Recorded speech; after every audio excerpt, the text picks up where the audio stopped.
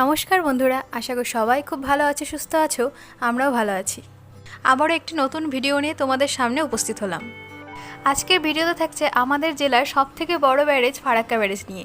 যে ফারাক্কা ব্যারেজের উপর দিয়ে প্রায় অনেকবারই গিয়েছি, কলকাতার উদ্দেশ্যে গিয়েছি এসেছি, কিন্তু কোনোবার ভালোভাবে দেখা বা ভিডিও করা কোনোটাই হয়ে ওঠেনি।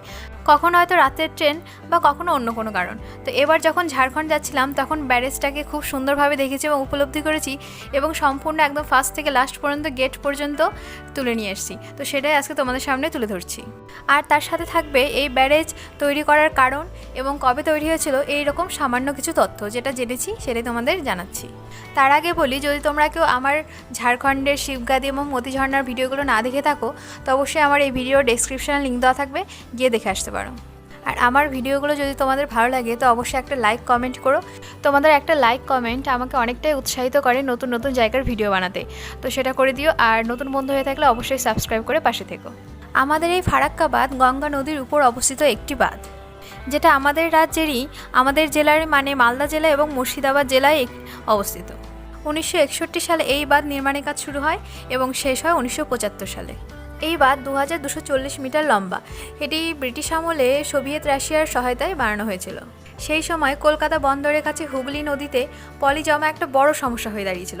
সেই পলি ধুয়ে পরিষ্কার করার জন্যই এই বাঁধটি তৈরি করা হয়।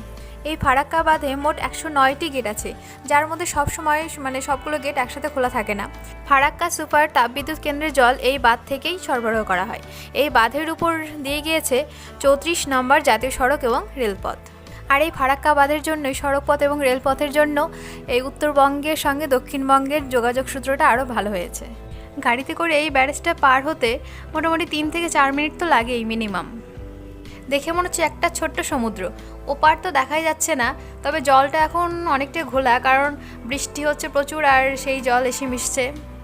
সবগুলো গেট তো খোলা নেই, তবে যে গেটগুলো খোলা আছে সেখানে জলস্রোত বা জলের গতিবেগটাও কিন্তু অনেকটাই বেশি। আর এই ব্রিজের উপর উঠলে গাড়ির গতিবেগও কমে যায়, মানে গাড়ি আস্তে আস্তে চালানো হয়। এই ব্রিজের উপর গাড়ি থামিয়ে বা দাঁড়িয়ে ছবি তোলা বা ভিডিও করা কিন্তু নিষেধ, সেই জন্য এইভাবে চলন্ত গাড়ি থেকে ভিডিওটা করেছি।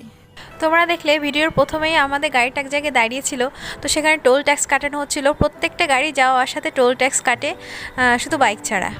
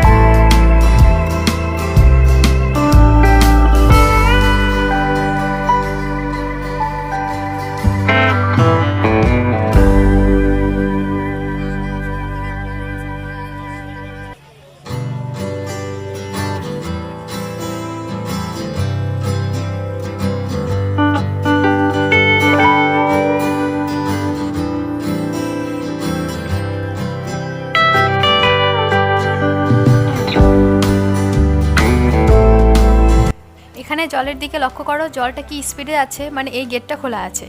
তো দেখতে দেখতে আমরা প্রায় শেষের দিকে চলে এসেছি ব্যারেজের। তো তোমরা কি কাউন্ট করেছো কটা গেট হলো? আমি কিন্তু একদম প্রথম থেকে লাস্ট পর্যন্ত নিয়ে এসেছি, হয়তো মাঝখানে কিছু গেট মিস হয়েছে, তবুও 80 থেকে 90টা গেট তো কভার করেছি মনে হয়।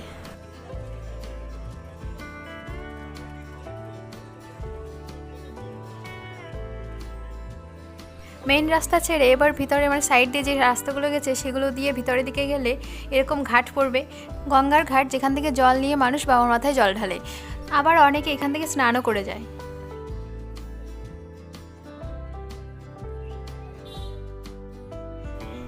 এখানেই আছে একটা বড় সড় একটা বট গাছ, যার নিচে আছে শিবলিঙ্গ।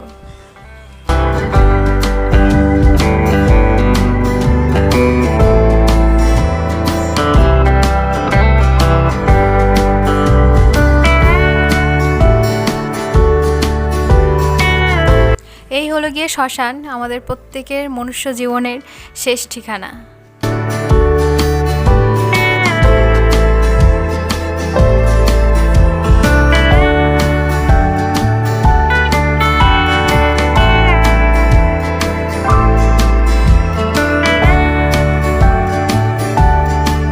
শ্মশান যেখানে থাকবে সেখানে তো শ্মশান কালী মায়ের মন্দির থাকবেই। তো চলো এক ঝলকে সেই মায়েরও দর্শন করে আসি।